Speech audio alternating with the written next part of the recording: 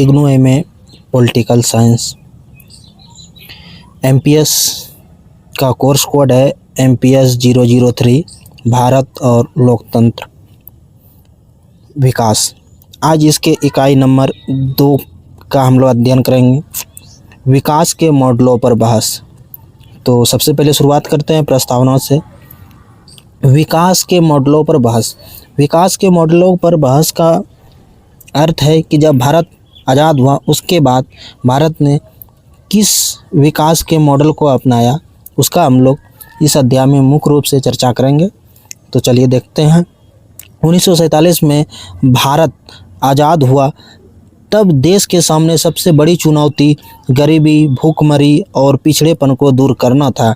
विकास का कौन सा रास्ता चुना जाए, इसे लेकर देश के राजनेताओं, अर्थशास्त्रियों और विचारकों के बीच एक लंबी बहस चली। मुख्य रूप से 2 वैचारिक धाराएं थी। एक तरफ गांधीवादी मॉडल था जो गांव और कुटीर उद्योग पर जोर देता था, और दूसरी तरफ नेहरूवादी आधुनिक समाजवाद आधारित मॉडल था जो भारी उद्योगों और राज्य के नियंत्रण का पक्षधर था। अंततः भारत ने एक बीच का रास्ता चुना जिसे मिश्रित अर्थव्यवस्था कहा गया है। तो इसमें हम लोग जाना कि महात्मा गांधी और जवाहरलाल नेहरू द्वारा आधारित मॉडलों पर विशेष रूप से चर्चा हुई और इन दोनों के बीच का रास्ता को चुना गया जिसे मिश्रित अर्थव्यवस्था के रूप में सामने आया। तो अब इस अध्याय का पॉइंट नंबर 2, विकास के विभिन्न मॉडल। विवाद और बहस के मुख्य बिंदु। तो गांधीवादी मॉडल पर चर्चा करते हैं। सबसे पहले महात्मा गांधी का विकास का दृष्टिकोण पूरी तरह से मानवीय और नैतिक मूल्यों पर आधारित था। तो हम लोग जानते हैं कि महात्मा गांधी जी का जो पूरी दर्शन है वो नैतिक मूल्यों और मानवीय मूल्यों पर आधारित है। तो इसमें सबसे पहले विकास के गांधीवादी मॉडल में ग्राम स्वराज। गांधी जी का मानना था कि असली भारत गांवों में बसता है, इसलिए विकास की शुरुआत गांवों से होना चाहिए, न कि शहरों से। दूसरा पॉइंट है कुटीर और लघु उद्योग। वे बड़े कारखानों और मशीनों के विरोधी थे क्योंकि मशीनों से बेरोजगारी बढ़ती है। वे चरखे और हथकरघों जैसे स्थानीय उद्योग को बढ़ावा देना चाहते थे ताकि सबको रोजगार मिले। न्यायशीलता का सिद्धांत, ट्रस्टीशिप जिसे हम लोग कहते हैं, इसके तहत अमीरों को अपनी संपत्ति का मालिक नहीं बल्कि समाज की धरोहर का ट्रस्टी अर्थात रक्षक मानना चाहिए और उसका उपयोग गरीबों के कल्याण के लिए करना चाहिए। न्यायशीलता के सिद्धांत में गांधी जी कहते हैं कि जो पूंजीपति के पास जो धन रहता है उसे रक्षक के रूप में मानना चाहिए और बाद में जो बच जाता है अपने उपयोग के बाद उसका उपयोग दोबारा वो समाज के कल्याण के लिए करे। न्यायशीलता के सिद्धांत में गांधी जी बताते हैं। अगला पॉइंट है विकेंद्रीकरण। सत्ता और अर्थव्यवस्था का नियंत्रण कुछ हाथों में होने के बजाय पंचायतों के पास होना चाहिए, अर्थात गांधी जी पंचायती राज पर विशेष समर्थन देते हैं और वे केंद्र या सेना द्वारा संचालित शासन का वो विरोधी थे। तो अब हम लोग आगे बढ़ते हैं विकास के मॉडल पर। अगला है नेहरूवादी या फिर कहें से आधुनिक मॉडल। तो जवाहरलाल नेहरू और उनके समर्थक जैसे PC महालनोबिस का मानना था कि भारत को तेज़ी से आधुनिक बनाने के लिए पश्चिमी और सोवियत संघ के मॉडल की ज़रूरत है। भारी औद्योगिकरण, इसमें सबसे पहला पॉइंट है भारी औद्योगिकरण। नेहरू जी का मानना था कि बिना बड़े उद्योगों जैसे इस्पात, लोहा, बिजली, बांध के भारत का विकास संभव नहीं है। उन्होंने बांधों को आधुनिक भारत का मंदिर कहा।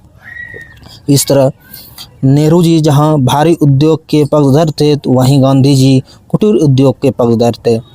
आइए इसका अगला पॉइंट हम लोग देखते हैं राज्य की भूमिका। बड़े उद्योगों में बहुत अधिक पूंजी की ज़रूरत थी जो उस समय निजी व्यापारियों के पास नहीं थी, इसलिए यह तय किया गया कि मुख्य उद्योग सरकार संभालेगी, जिसे भारी उद्योग सरकार संभालेगी। नियोजित अर्थव्यवस्था। सोवियत संघ से प्रभावित होकर भारत ने 1950 में योजना आयोग की स्थापना की और पंचवर्षीय योजनाएं शुरू की। अर्थात भारत ने विकास के लिए पंचवर्षीय योजनाएं बनाई कि अगले 5 वर्ष में किस तरह काम करना है। अगला पॉइंट है विज्ञान और तकनीकी। नेहरू जी ने IIT, एम्स और परमाणु अनुसंधान केंद्रों की स्थापना पर जोर दिया ताकि देश तकनीकी रूप से आत्मनिर्भर बने। अगला विकास के मॉडल में तीसरा मॉडल है हमारा पूंजीवादी या उदारवादी मॉडल। इस मॉडल के समर्थक बॉम्बे प्लान के कुछ उद्योगपति चाहते थे कि बाजार को पूरी तरह आज़ादी मिले। उनका मानना था कि निजी क्षेत्र को व्यापार करने की खुली छूट होनी चाहिए। सरकार को उद्योगों पर कम से कम टैक्स और नियंत्रण लगाना चाहिए। हालांकि आज़ादी के समय भारत सरकार ने इसे पूरी तरह नहीं अपनाया क्योंकि इससे अमीर और गरीब की खाई और चौड़ी होने का डर था। यह पूंजीवादी मॉडल जो था विशेष रूप से आप पश्चिमी देशों के बीच देखते हैं, अमेरिका, इंग्लैंड के बीच। भारत ने इस मॉडल को आज़ादी के समय नहीं स्वीकार किया। अब हम लोग इस अध्याय के तीसरे पॉइंट की ओर बढ़ते हैं। तीसरा पॉइंट हमारा है दोनों मॉडलों के बीच बहस के मुख्य मुद्दे। आज़ादी के बाद के दशकों में इन मॉडलों को लेकर मुख्य बहस निम्नलिखित बातों पर टिकी थी। कृषि बनाम उद्योग।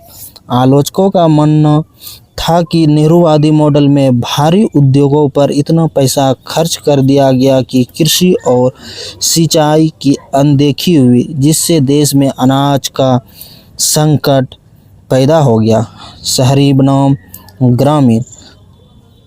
गांधीवादियों का आरोप था कि इस विकास से सिर्फ शहरों का फायदा हो रहा है और गांव पिछड़ते जा रहे हैं। रोजगार बनाम मशीनीकरण। मशीनों से आने वाले उत्पाद तो बढ़ा लेकिन करोड़ों हाथ बेरोजगार रह गए। नेक्स्ट पॉइंट है भारत का चयन, मिश्रित अर्थव्यवस्था। इस बहस का समाधान निकालते हुए भारत ने न तो पूरी तरह पूंजीवाद को चुना और न ही पूरी तरह साम्यवाद को। भारत ने मिश्रित अर्थव्यवस्था का रास्ता चुना। तो मिश्रित अर्थव्यवस्था का जो रास्ता चुना, इसमें हम लोग सबसे पहला देते हैं सार्वजनिक क्षेत्र। रेलवे, रक्षा, भारी उद्योग और बैंक जैसे महत्वपूर्ण क्षेत्र सरकार के पास रहे। निजी क्षेत्र, खेती, कपड़ा उद्योग और छोटे मोटे व्यापार निजी लोगों के लिए खुला छोड़ दिया गया। नेक्स्ट पॉइंट है हमारा 1991 का बदलाव, LPG मॉडल। तो इस LPG मॉडल को हम लोग समझते हैं जो 1991 में आर्थिक संकट के बाद आया। बहस का एक नया मोड़ 1991 में आया जब भारत गंभीर आर्थिक संकट में फंस गया। इसके बाद भारत ने नेहरूवादी मॉडल को पीछे छोड़ते हुए LPG लिबरलाइजेशन, प्राइवेटाइजेशन और ग्लोबलाइजेशन यानी उदारीकरण, निजीकरण, वैश्वीकरण की नीति अपनाई। इसके तहत बाजार को खोल दिया गया और निजी क्षेत्रों की भूमिका बहुत बड़ी हो गई। तो इस तरह हम लोग जब देखें कि 1991 में भारत ने पूरी तरह बाज़ार को खोल दिया और व्यापारिक या बाज़ार की जो नीति है उस पर निर्भर छोड़ दिया कि किस तरह कैसे ये कंट्रोल होगा। इसमें सरकार का हस्तक्षेप कम से कम रहा। अब इसका निष्कर्ष देखते हैं।